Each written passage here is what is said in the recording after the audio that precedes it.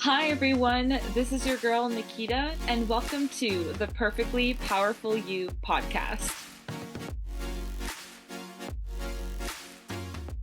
Hello, everybody, and welcome back to the Perfectly Powerful You podcast. I'm your host, Nikita, and I trust, hope, and expect that you all are having a holly jolly festive season and a bright and magical almost new year. I'm having a wonderful day today. I am finishing up and so excited for the final volume in the money mindset series that we have had all month long. I hope you guys have enjoyed. I hope that you are even more excited and feeling even more empowered with your money concept, your ability to make really empowered and radical decisions in favor of your highest self, and just feeling like you've learned something along the way that gives you even more ease and flow with having, retaining, sustaining, and transforming your money in general. If you haven't already done so, I so encourage you to and am grateful for liking, subscribing, commenting, sharing, and doing all those amazing things that help with making this team on the Perfectly Powerful You podcast even greater, even more expanded, and even more supported in the ways that you guys are doing. So thank you so much for doing that in advance.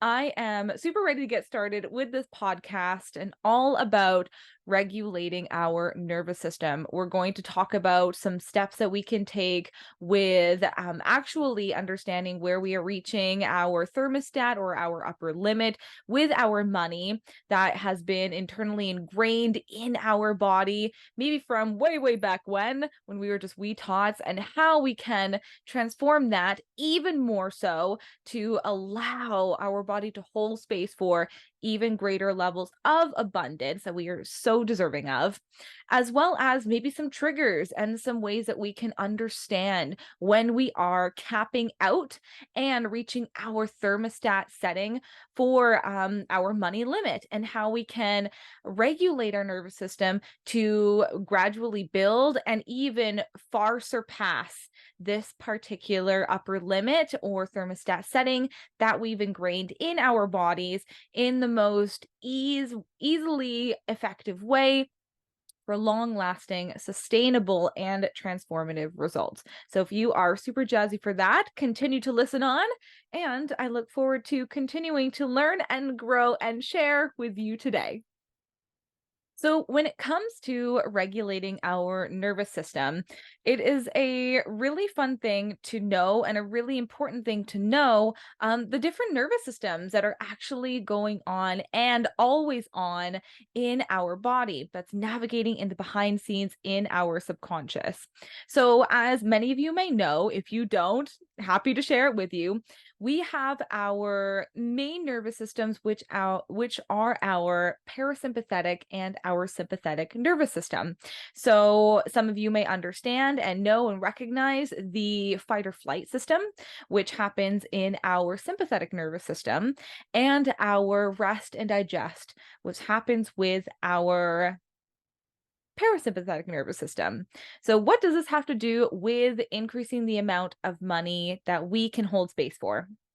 So, what ends up happening in our body is we often have a cap, as Gay Hendricks says, an upper limit or a thermostat setting that we have defaulted in our body. It's basically how our body regulates homeostasis.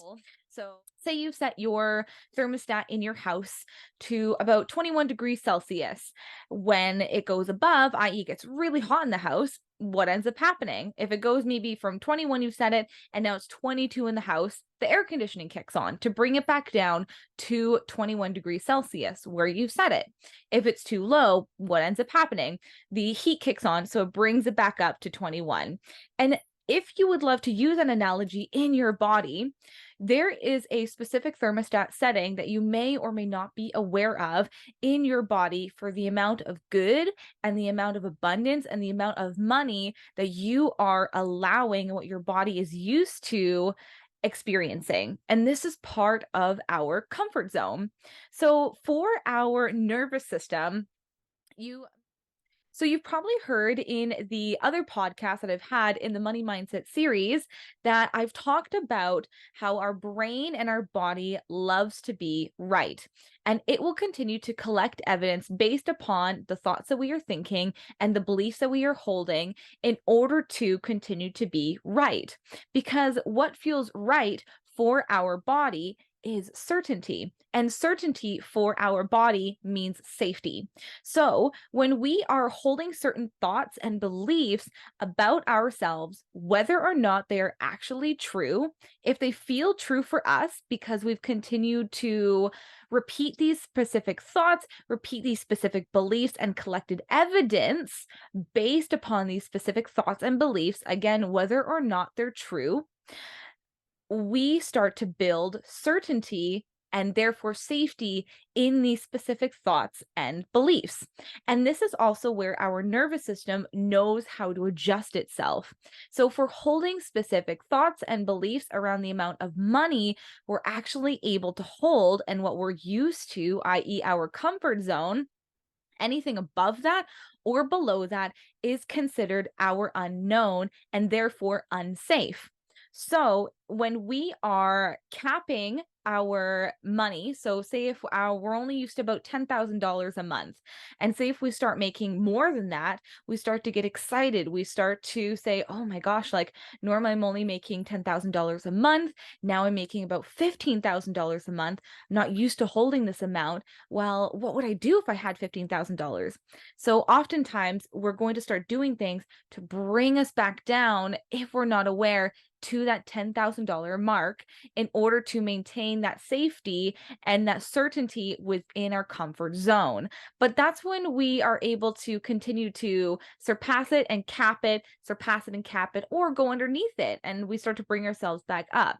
And so we can often get caught in this cycle if we're not aware of reaching and getting bigger fish by surpassing our upper limit or our thermostat setting and then bringing ourselves back down and being caught in this loop because we're unaware that we've actually set our nervous system, our comfort zone, and our upper limit to be something so specific.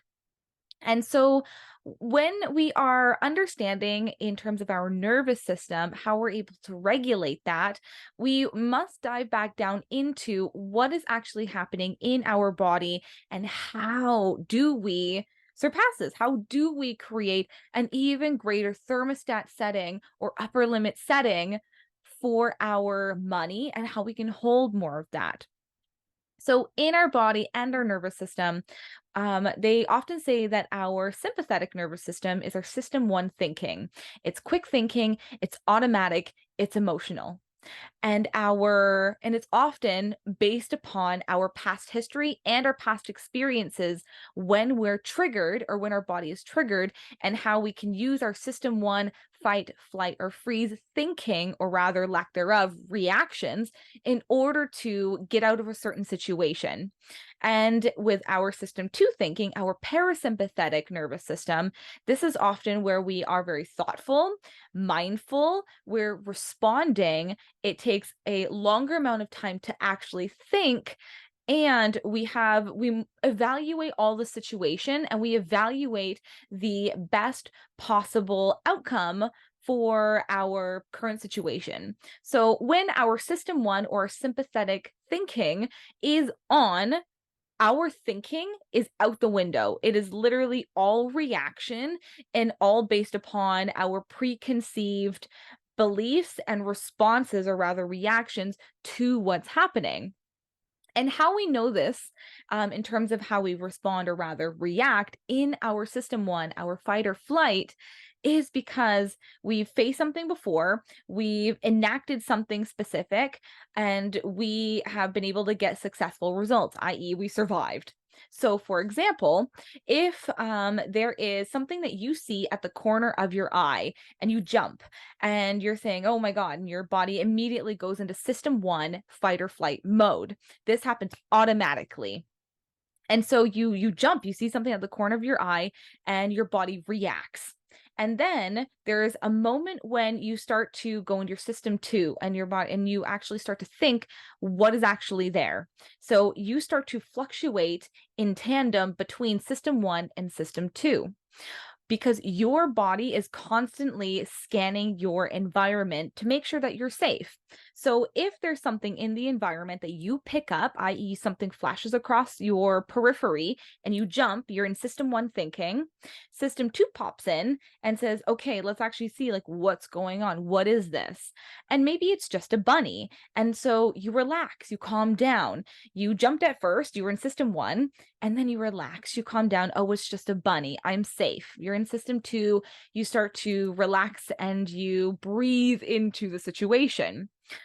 On the opposite spectrum, say if you see something flash across you in your periphery and you jump, and then your body scans it, realizes it's a bear, what's going to happen is you fight, you flight, or you freeze, depending on what you've experienced in the past to maintain the most successful results.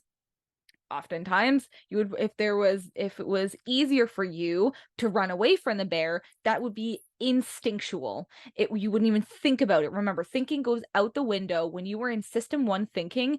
Rather, your system one reaction, you are not thinking at all. You are very heightened in your emotional state, and you're quick on the ball. Everything happens so automatically, and everything feels very heightened in this state. And that's very beneficial if there's a bear and you're wanting to get the heck out of there. However, in our evolution, our brains have not yet evolved to understand when we're just thinking about things or experiencing in a very specific perception of this state of anxiety or fear or something that hasn't is not even happening around us. We're just thinking about it. We're thinking about maybe some of the debt that we're in, or we're thinking about the bills at the end of the month. We're thinking about tax season. We're thinking about you name it. If it starts to heighten and you start to feel more emotional, i.e., fear or anxiety or doubt or any sort of constriction, your heart beats a little faster, and you don't feel like you're actually in a state where you can make decisions rationally, you are probably in your system one thinking. And you can get even more comfortable with when you're in your system one, your fight or flight state of being, versus your parasympathetic, your rest and digest, by being able to get comfortable with these states. Are you starting? So when we're in our system one state of being, we feel threatened. Our body is on high alert. And remember that subconsciously, your body is scanning the environment to make sure that we are safe and comfortable at all times, because that is how our body and our mind has evolved to make sure that we are safe at all times, so we can continue to populate this earth, so we can continue to live and breathe and have the best life possible. And by that, I mean to survive. Our body is not necessarily built to thrive, because thriving expends energy and takes time to think. Evolutionarily speaking, our body just wants to survive so we can procreate and to have food and to have shelter and community and to just make sure that we live another day. In this day and age, things are very, very easy for us in comparison to hunting and gathering. And so when we understand that not only is our body built to continue to scan the environment, we're looking for evidence to support our thinking and state of being and our beliefs to make sure that we are continuously in our comfort zone. Because remember, comfort zone equals safety and certainty. And we're also scanning and collecting evidence to support the beliefs and thinking that we are constantly reaffirming.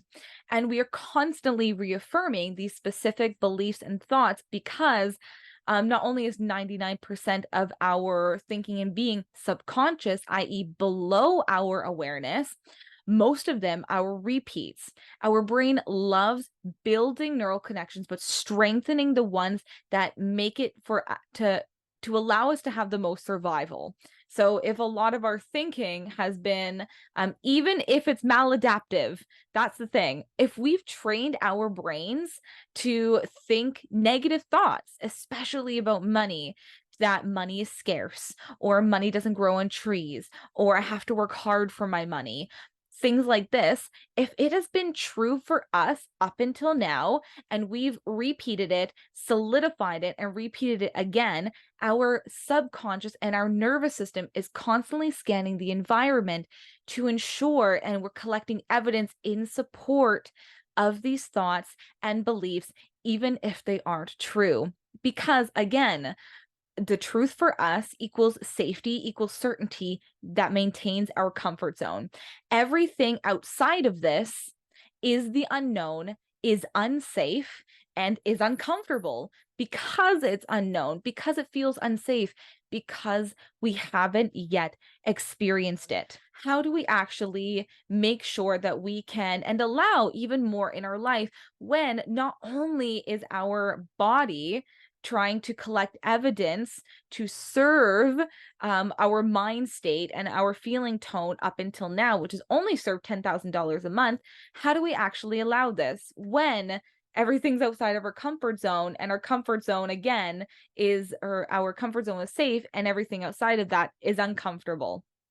So yes, you should be comfortable in the uncomfortable in the service of growth.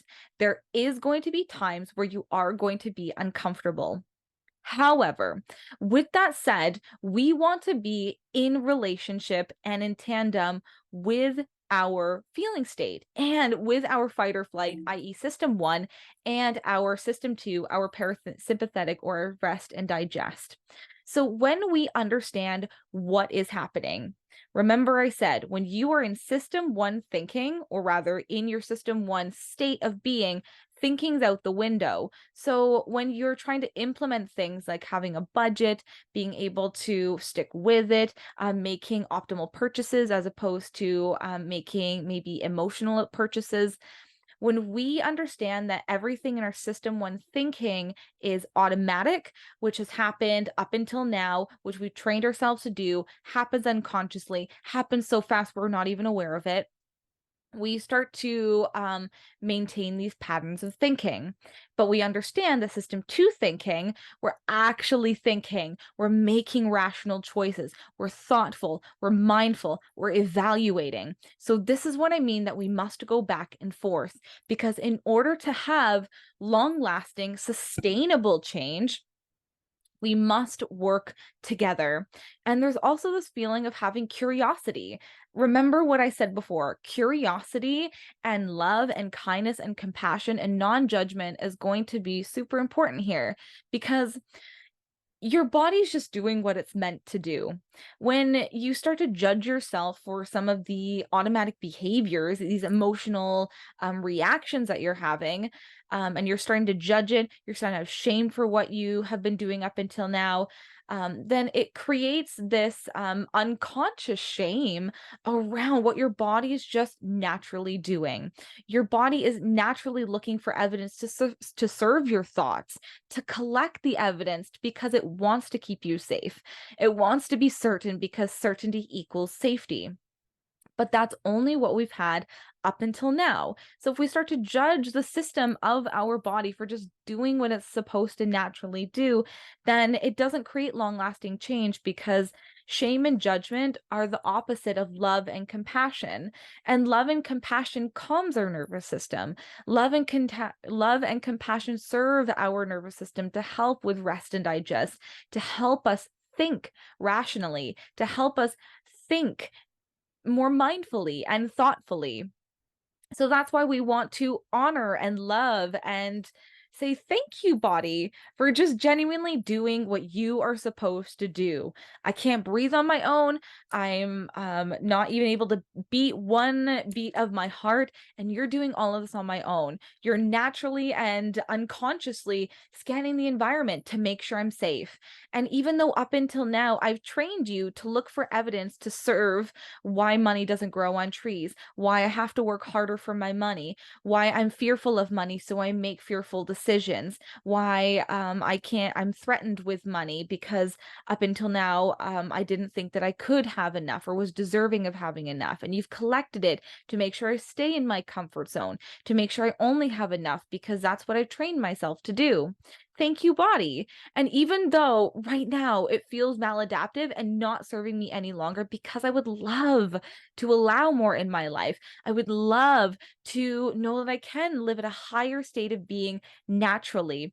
Thank you for being able to serve me. Thank you for continuing to serve me. And thank you for allowing all this that I have in my life. And thank you. Just wish gratitude, wish love and compassion for your body. And also get curious because when you're asking yourself, what are some upper limits that I'm having that aren't serving me any longer? Would it be possible and would I love to have an even greater state of being? Would I love that? Because when you start asking curious questions, higher order questions, you're going to start tapping into higher order states of being naturally. And so when we know that our body is going to fluctuate anyways between our rest and digest and our fight or flight, because that's just what it does, because it's constantly serving the environment, we're going to work in tandem in order to rewire and repattern. So we have something in our body called our window of resilience. Our window of resilience is our body's ability to access both reason and emotion. We are mentally engaged and we're in our optimal state to make decisions. So, if we're looking at this from a scale of 1 to 10, our window of resilience is about a 4 to a 7. It's about mid range. Anything above this is hyper, meaning that we are above our window of resilience. Anything below is our hypo. We are below our window of resilience. So if we think of our hyper state of being, we're about an 8 to a 10. So we're often feeling hyper arousal. We are feeling that we can't calm down. We're often overreactive, with unclear thoughts and emotionally distressed. When we are in a hypo arousal state, that's between like a 1 and a 3. And so often we're shutting down, we're feeling depressed, lethargic, numb, and unemotional. So both of these hypo and hyper states of being are out of our ability to make rational, thoughtful, mindful decisions. So in order to understand how we can regulate our nervous system when we start reaching our cap limit, our thermostat setting, we must understand where on the spectrum are we? And you can ask yourself, in the state of mind, am I feeling like I'm at a 8 to 10? Am I feeling like I'm a 4 to 7? Or am I feeling like I'm a 1 to 3?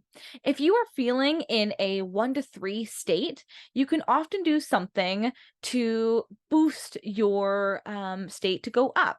Meaning you can start breathing, and there are very specific breaths that you can do to help increase the amount of flow in your body. You can go for some you can start doing some physical activity. That's a great way to get the blood pumping and your breath a little bit more, just like at a greater pace. You can also start doing some mindfulness practices and just recognize that you're in a state of hypoarousal and you just want to be able to go back up to neutral. And so, if you're in a hyperarousal state, you want to do some grounding work. You want to bring yourself back down. And then you also, breathing's great. I love breathing in any state to be able to bring myself back down to a space and state where I can feel like I can make very mindful, rational, thoughtful, and evaluative decisions as opposed to emotional decisions, which often come from past experiences and often in a state of, not thinking at all. So, this is the first step to being able to recognize that we're in a we're upper limiting or we're at our thermostat setting, and we're either in a state of upper, like hyper arousal, or hypo arousal. And we want to bring ourselves back to a state where we feel neutral, where we feel like we can make these decisions. And this is very important because when we are in a state where we are, let's say, for example, up until now, maybe there was a habit or a pattern of overspending. So maybe you've had a very stressful day at work, and maybe up until now there's been a pattern where, okay, trigger is I'm stressed out at work. How have I been able to fix this in the past? I.e., make yourself feel better, make yourself less stressed out, make yourself feel, i.e., spending money will make me feel more in control, will make me feel like I have something to look forward to, will make me feel better about something in general. And so maybe there's been this, okay, stressful trigger. I've had a bad day at work. How have I been able to remedy this? What action did I take? Okay, spend money on something, online shopping, buy more things at the grocery store, whatever in general. And then once you do that, you get to the state of being that you want to be in, i.e., I feel better. I feel more in control. I can relish in this abundance that I have, and which is great. However, this can be a maladaptive tendency because often overspending or spending in an emotional state, i.e., when you're stressed out, can often lead to greater debt, which feels like you're less in control because then you feel like you don't have control over your money. But again, if having no control over your money feels stressful to you, that stress might trigger more spending to try to feel better about things, maybe not think about the money at all, but get yourself into greater debt. So, how do we interrupt this pattern? Because this may feel familiar to you. This may feel like something that is a pattern for you. If not, there might be some other patterns in your life where you're not feeling like you might be continuing to upper limit yourself or not allowing the full abundance that you are deserving of.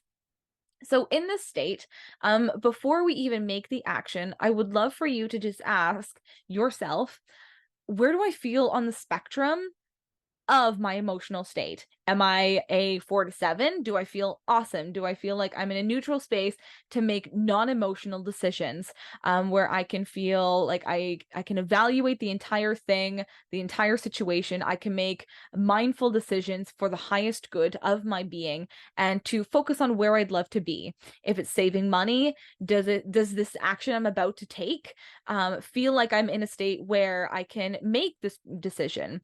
Or do I feel like I'm in a heightened emotional state? Do I feel like I'm at about like an 8 to 10?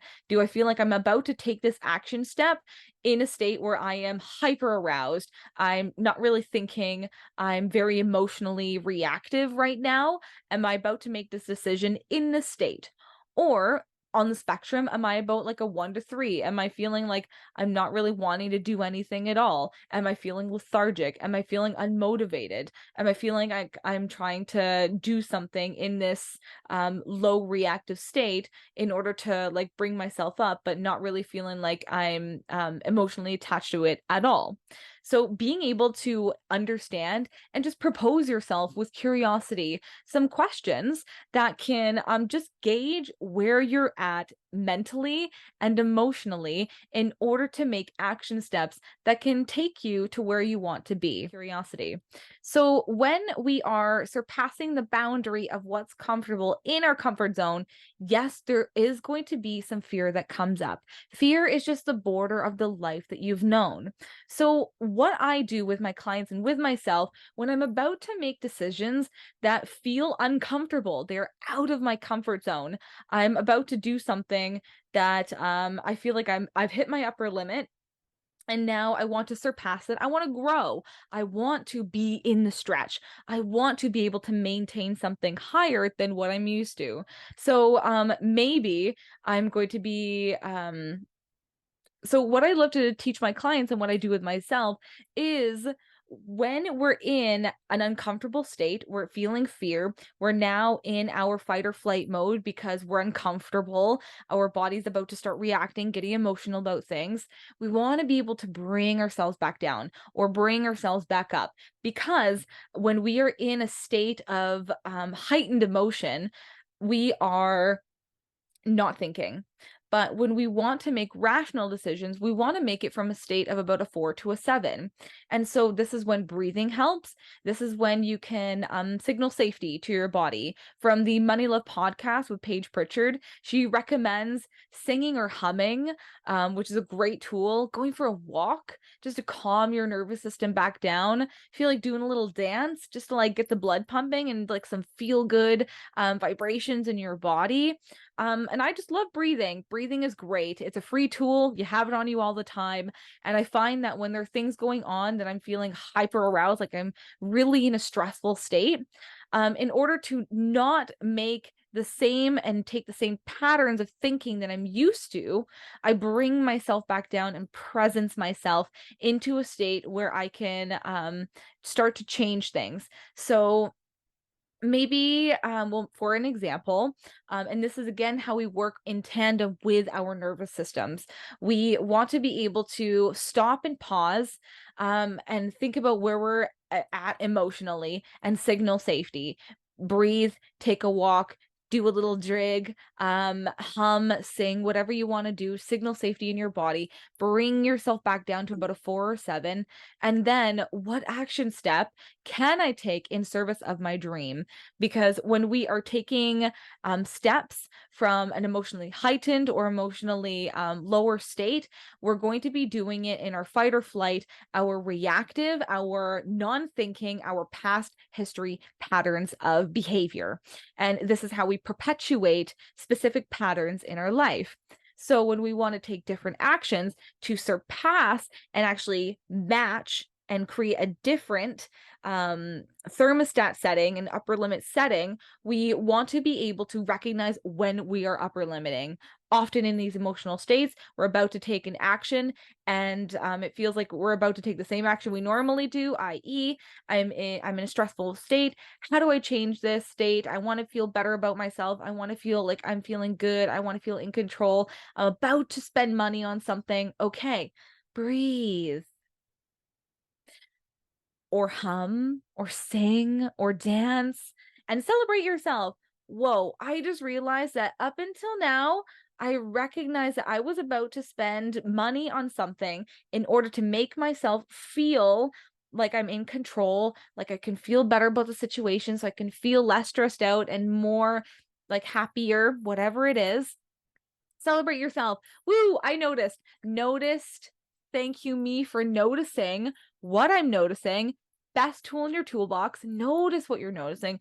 Notice when you're in a hyper state. Notice you're about to take an action step with this reactive state of being, celebrating yourself because you're awesome, because you have self-awareness. Step 2, breathing, humming, singing, walking, dancing yourself back into a space of neutrality, a space of rational thinking, a state of mindfulness, a space of evaluating what's going on. In order to serve this, in order to repattern your mind, in order to maintain the state of being, what action step can I take to serve my dream? Does it feel like it's serving my dream to spend money on this right now? Is this something I really need right now? Can I choose to save my money? Can I choose to put this money towards something else? Can I choose to just wait for a second, or wait for 3 days to spend money on the certain thing?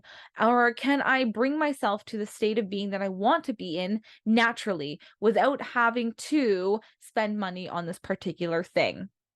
So what we're doing here is not only understanding where our nervous system is at and playing with and being able to repattern our subconscious patterns that we've had up until now, but we're also able to take action steps in service of something that feels far more empowering. Because when we're in an emotional state, we're in our fight or flight, we're in a reactive as opposed to responsive mode, then we're often just on autopilot. Our body's just doing what it naturally does, and it's in our comfort zone. We're in our safety zone. We're in our certainty zone. When I spend money on this, I'm going to feel great. Awesome. But then I don't feel great after. Awesome. And then I'm going to get triggered again. Awesome. And then da da da da. The pattern repeats itself. However, when we're able to understand, okay, awesome, I'm recognizing right now I'm in a bit of a heightened state. My breath is, maybe I'm shallow breathing. Maybe my heart's beating a little faster. Maybe I'm feeling a little bit of constriction in my body. Maybe I'm feeling some fear, doubt, worry, any of that. Okay, awesome. Recognizing this, recognizing maybe there's been a pattern of behavior to overspend. Okay, awesome. Nice job noticing this. Okay, can I take this moment right now to come back to rest and digest, to come back to my thinking state, to come back to mindfulness, and to take a different action step in service of something that feels greater. And this might feel uncomfortable because when we are constantly uncomfortable, we're constantly in a state of the unknown. We're constantly in a state of unsafe in our thinking, feeling state, and in our bodies, and constantly feeling unsafe and in fight or flight is not actually great for our body because we want to feel safe. And what's been feeling safe up until now is the pattern of thinking we've had up until now. So that's why we work in tandem. We work with our nervous system. We recognize what's going on. We honor our body for doing its job, for looking for evidence, scanning the environment, making sure we're safe. Thank you, body. And we're also knowing that we can repattern. We can absolutely have total conscious awareness of repatterning. And we do this also, so in tandem, when we're actually in a state of about to make decisions that aren't in service of our highest good, that do feel like they're pattern-based thinking, we take time outside of this when we're not necessarily in this state of being triggered.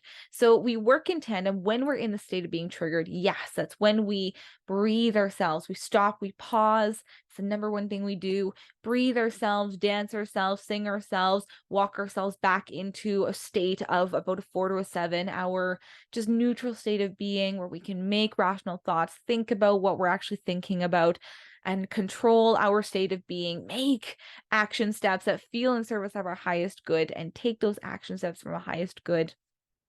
But on the other side, we're also doing things outside of this. So when we're in a comfortable spot, we feel like we're in a good place. We're knowing that our body feels like it's in a pretty neutral space. We're not feeling hyper emotional. We're not feeling under emotional. And we're continuing to reaffirm. And that's where I would check back to the volume 1 in our self-concept, in order to change and rewire our actual self-concept, what we're thinking on a regular basis, what we know to be true for ourselves, how we can shift what we think to be true for ourselves in something that serves our highest vision.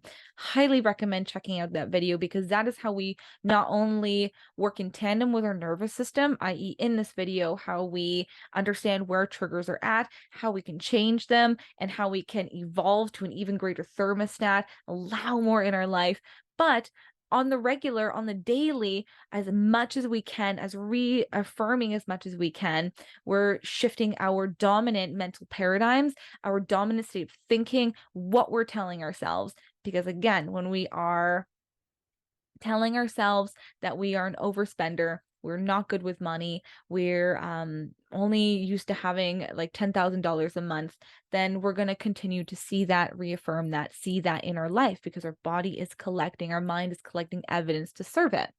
And so instead, we're changing that to be able to say, actually, I'm great with money.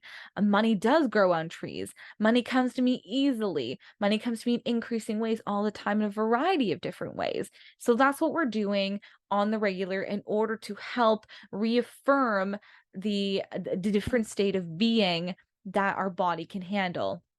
The last thing I'd love to share with you before I go is just proposing yourself some questions that allow and percolate in your mind what needs are trying to be met in your body. Because when you are using money or using spending money or hoarding money to serve a specific need, there's something that is there's something that your body wants to meet, i.e., meet this need as quick as possible. And that is why, when I'm proposing these questions to you, like, what are the needs that are trying to be met in your body? How are these patterns serving you? But again, some of these patterns don't feel great for you. You want to change because they don't feel great for you. They feel maladapted. They don't feel like it's the next evolution of self. And that's why when we uncover the truth and uncover with curiosity what's actually going on, why is this pattern so dominant? What is the thinking? What is the feeling tone? What is actually going on in my state of being that's causing me or that allowed my subconscious to ingrain this pattern of thinking, feeling, and behavior in order to satiate this particular need?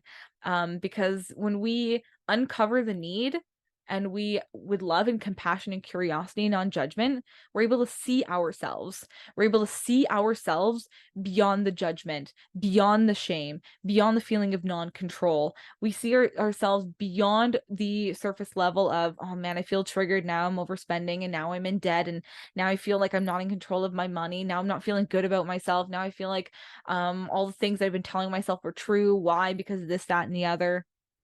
Instead of that, we can propose to ourselves, okay, I recognize that there is a dominant pattern. I'm not getting behind that.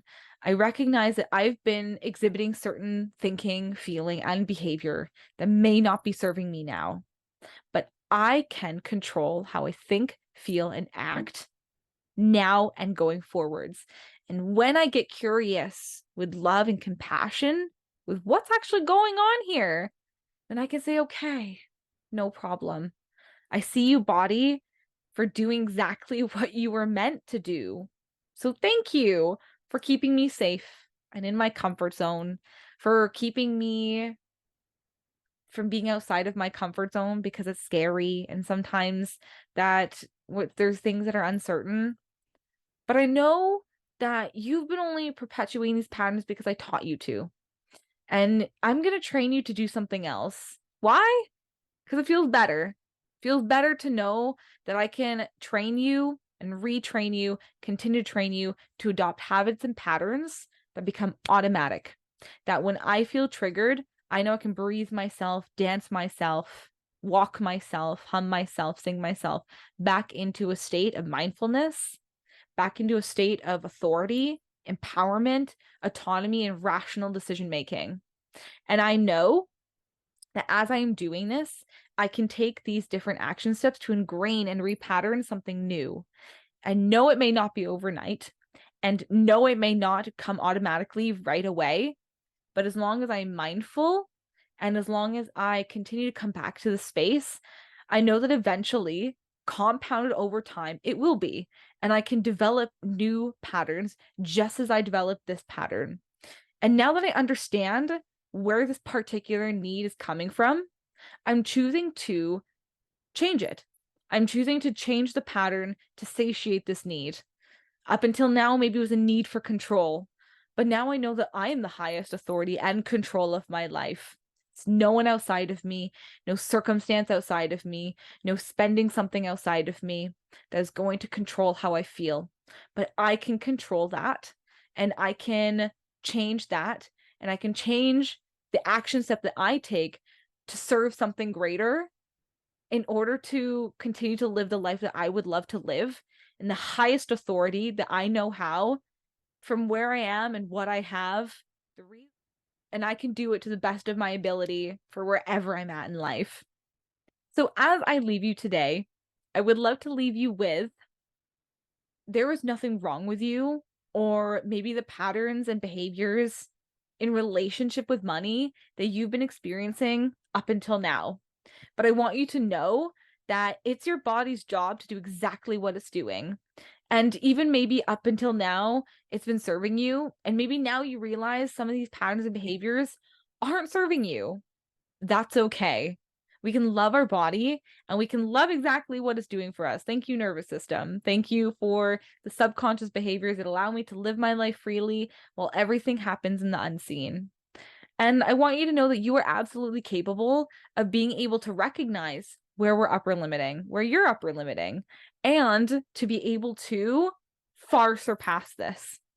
And if you'd love some help being able to recognize where you're upper limiting and how to signal safety in your body and to move in the direction of your dream, if you'd love a coach to help you, then I am right here for you. And you can message me down below. You can contact me and we can start working together to see where you're at and how to move in the direction of living your highest and best self with the most ease and flow.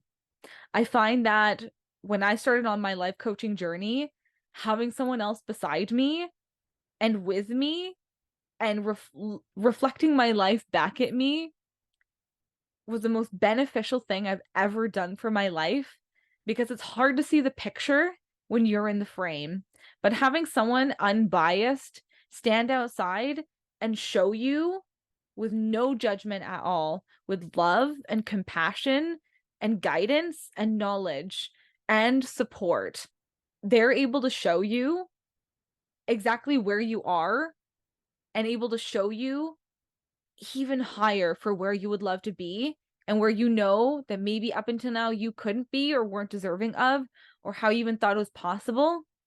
They can show you exactly how possible it is for you.